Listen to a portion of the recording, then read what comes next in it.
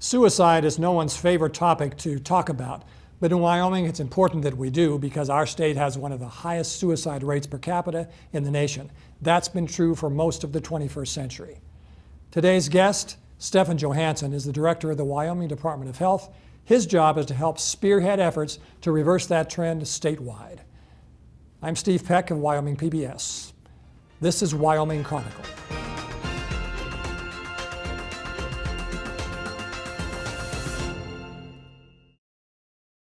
Funding for Wyoming Chronicle is made possible in part by Wyoming Humanities, enhancing the Wyoming narrative to promote engaged communities and improve our quality of life, and by the members of Wyoming PBS. Thank you for your support. Stefan Johansson of the Wyoming Department of Health, welcome to Wyoming Chronicle. We're here today in Casper, where you've recently addressed a statewide symposium on the large general heading topic of suicide in Wyoming.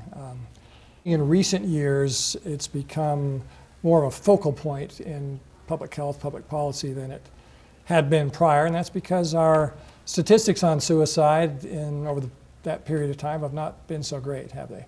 Steve, no, they haven't, and it's good to be with you on an important topic. You had mentioned Wyoming statistics, which going back to the year 2000 and many Mountain West states are very similar.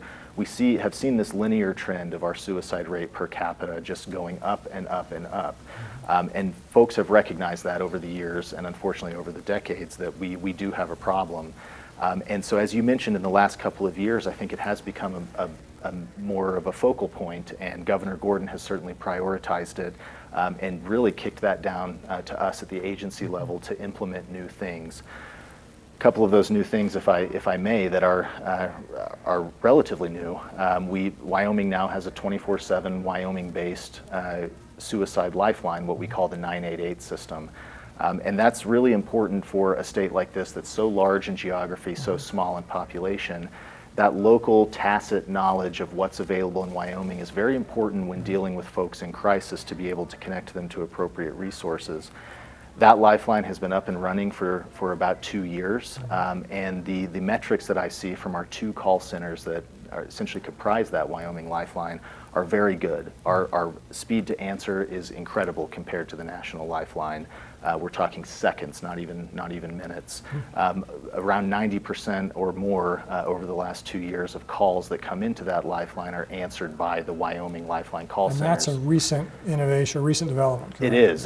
That's very recent. And again, we're talking about the speed and the efficiency with which we want to help people who make that decision to reach out for help. And I think we're moving in that direction.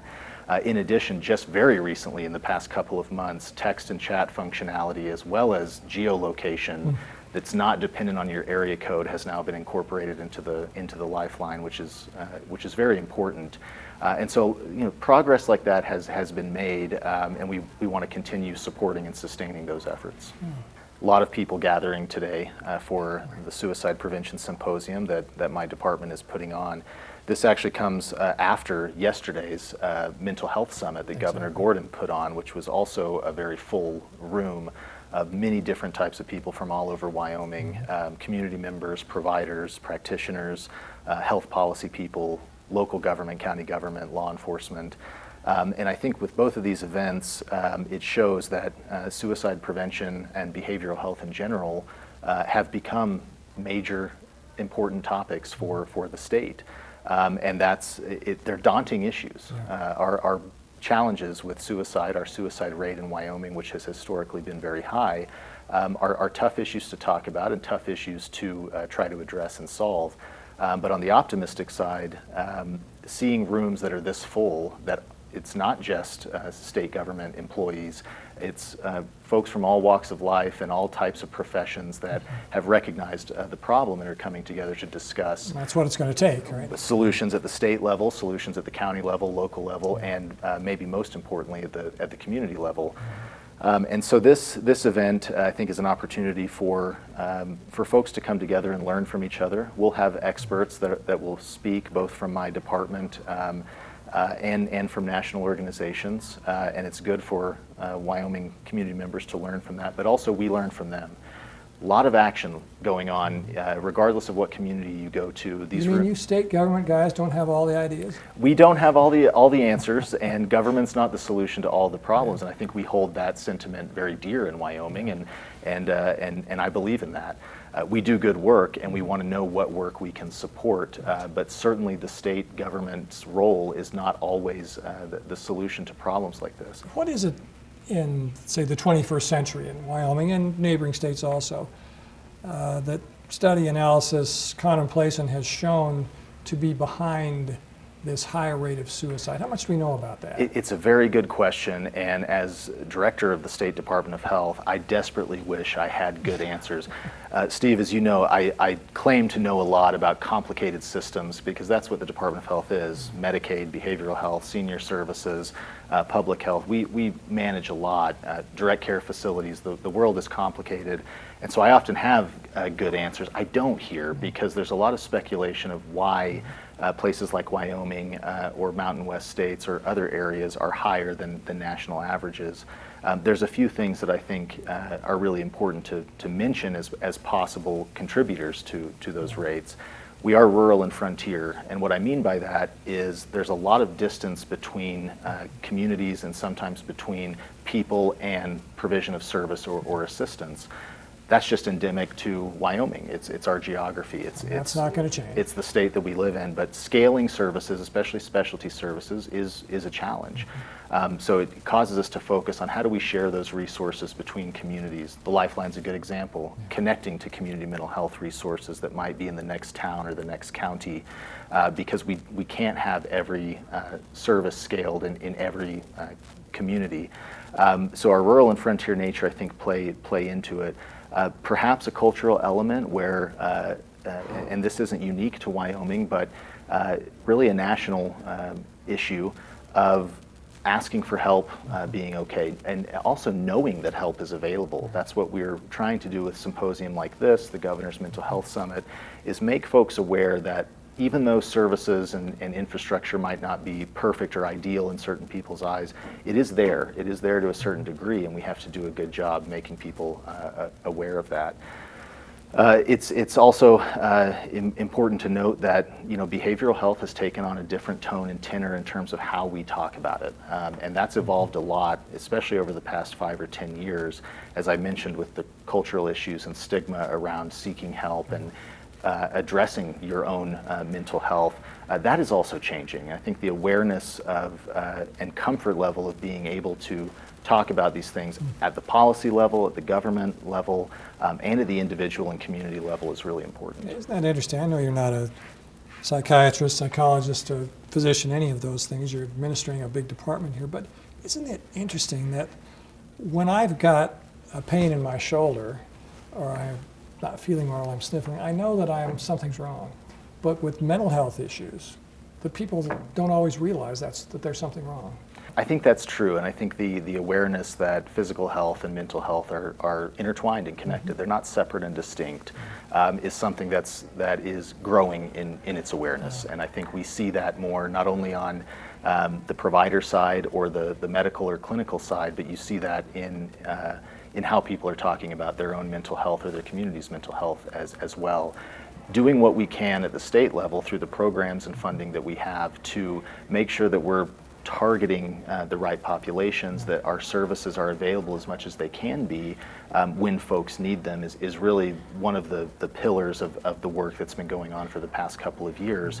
And Steve, there's a balance between what the state's role is in taking care of the most vulnerable and the most in need, because most of Department of Health programs and services, for example, do target the most vulnerable. When you look at our Medicaid program, our home and community-based services for the disabled, our state facilities that handle acute psychiatric individuals, intellectually disabled individuals, we are often in this safety net role, and behavioral health is no different, where the state and certainly this administration and my department, we want to ensure that we are at a baseline providing that safety net level of care with behavioral health services for the populations that we know will end up in the judicial system or in our state facilities.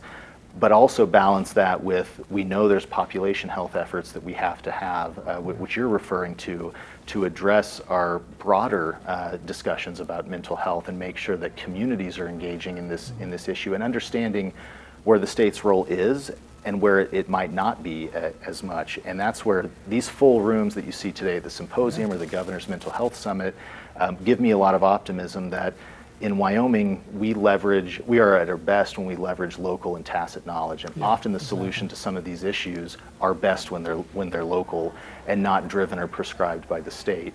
So where we can support, sustain, or make increase awareness of these things, that's what these forums are really all about. Well, it cuts across a lot of other state agencies as well. I mean, some people would, when you read about and listen to presentations like we're hearing today, it's a law enforcement issue in some cases. The courts are involved, the education system is involved. It can be a substance abuse issue, alcohol issues. There's a firearms element to it in some cases. It's a big job, and your job got bigger in the past few years because it's a priority of the governor. The data show that it's a priority in Wyoming and needs to be. How are you handling it all? Well, I think it's for good reason that the job becomes bigger, Yeah. because it's such an important issue. And building on what you said, I've been saying for a number of years, having gotten into this behavioral health landscape 10, 11 years ago, there's not really an area of health, human services, social services that involves so many cooks in the kitchen as behavioral health. When you think of when someone in a community is in crisis, it often will involve law enforcement at first. There's a crisis call, Sure. and law enforcement responds, or maybe a presentation in an emergency room at a local hospital, a critical access hospital.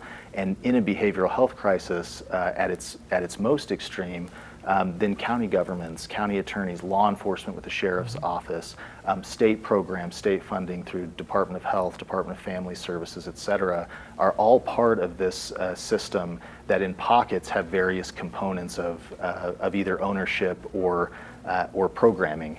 And what again gives me optimism is over the past couple of years under Governor Gordon's leadership, we have started working a lot smarter instead of harder. And so the breaking down barriers between these agencies and looking at these populations truly as shared, whether you are on a Department of Health program or not, or a Department of Family Services program or not, but looking at the person in the crisis itself as how can state government, county government, local government support that, has started breaking down a lot of those barriers. In addition, I've been here for 11 years and I have never seen the collaboration between branches of government, executive, legislative, and judicial, where we, with Chief Justice Fox's leadership, have partnered a lot to look at new innovative ways that we can break this cycle of judicial involvement for folks in behavioral health crisis or with behavioral health needs, launching pilot projects to look at diverting folks out of the legal system and caring for them more appropriately. She mentioned that to us in an interview kind of like this one, and she said, and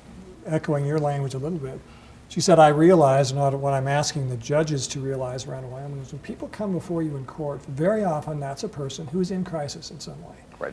And it goes from there. It's not an issue, is it, where anybody can say, well, it's not my problem. I can't be concerned about that, because at least that's the approach that's being taken now, is everybody's got to be concerned about it because you don't know where it starts. And that same phenomenon is replicated locally. So those entities that I mentioned, you also look at what that means for, let's say, the town of Casper here, where the hospital, their emergency room, local behavioral health provider are all part of or own a little bit a piece of this trajectory that someone might be on, and seeing that as a system as opposed to pockets that you might encounter along the way has been really informative for, I think, a policy approach that the legislature can take of establishing not only what we're trying to react to, where we see problems, where we see high rates or large amounts of people going through the legal system, whatever the case may be, having a shared understanding of those problems and then really doing the difficult work of analyzing and addressing what's the role of state government here. and what isn't the role. And that's been very productive over the past couple of years in having some clarity around what can the state do to bolster these systems and support them, and then what will we be needing to rely on communities, localities, counties, et cetera. And that's developed a lot of really unique partnerships.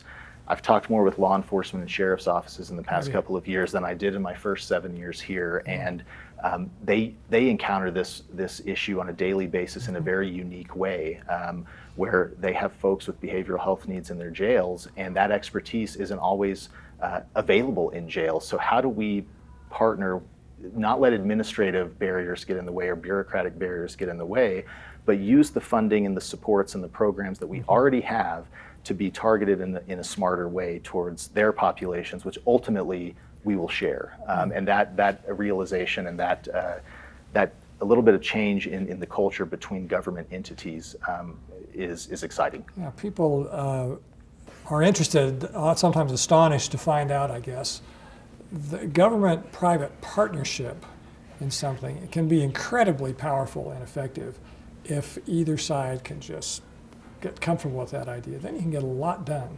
It's absolutely true, and something folks don't always realize about the Department of Health, because we're the big gorilla in the room, the big agency with a $2 billion budget. Over 90% of the Department of Health budget goes out to communities in the form of payments, reimbursements to providers, to organizations, et cetera, where a little less than 10% supports staffing and those types of costs in the agency. Of that 10%, most of those staffing costs are out in our 5 direct care facilities that are in Wyoming communities, or our field offices like public health nursing. And so that's a little bit inverted compared to most large organizations. So to your point, precisely, what the Department of Health does a lot is to support communities, support provider organizations in delivering these services, which is really that public-private, public-nonprofit partnership, as opposed to the state dictating and directing the exact way that services are delivered. Sure. We want those as much as we can. We want services and solutions to problems like suicide prevention, behavioral health, to be as local as possible. Yeah. Public health nurse is a great example of it. That's a person who is a public employee. You see public health nurses in every county in Wyoming, but usually when that public health nurse gets involved in something, he or she is dealing with the local hospital, the local physician, the local church sometimes, the local school sometimes. And so that's the connection that people can find through him, to your department. Absolutely. Thinking back to this relatively new Suicide Lifeline, that was a process, let's put it that way, to get that through the legislature to be established. Some of it had to do with is this our job? Is this function already being provided elsewhere? How's it going to be paid for? How long is it going to be paid for? I think the statistics show, and you mentioned this earlier, if such a telephone hotline exists, it does get used. Mm-hmm. Where do you feel it stands now in terms of its security in Wyoming government going forward? We're coming up on a new legislative session, for example. Where does it stand? It's a good question, and I have to give our legislative partners a lot of credit here, because they were early on 2 years ago asking the right questions. How can this be sustained? Call centers in a rural state are tough to manage and tough to scale. Because we have a low population, you have that fixed cost, that infrastructure there, and call volume at times can be low. So even those operational questions that the legislature was asking, in my view, were absolutely appropriate. And then ultimately leading to what's the right way to fund this? Should this be a standard budget line item for the Department of Health? And over the past 2 sessions, the legislature has funded what the costs are. Annual costs for the Lifeline are. So it is in our standard budget. And then this past session, because a lot of folks were proposing longer-term sustainable financing through trust fund mechanisms, et cetera, and that account, that trust fund was created.